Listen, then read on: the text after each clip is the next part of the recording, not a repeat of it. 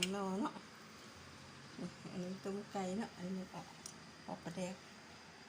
อันนี้เป็นหัวส้มไข่ใช่ไหมนี่นะเจ้าหดทนี้เขาบอกไล่เนาะ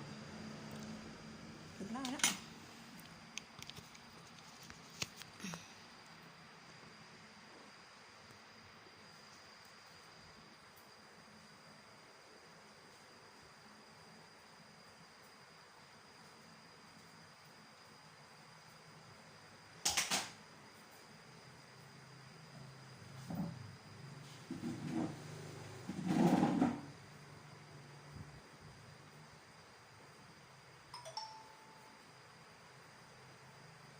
น้ำลองขอกันเนาะ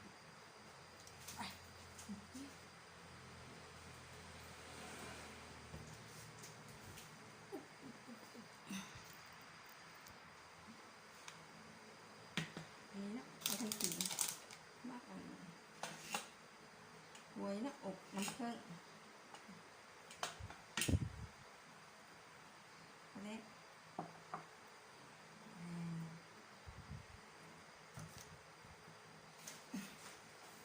กินน้ำกันเด้อเจ็บเด้อ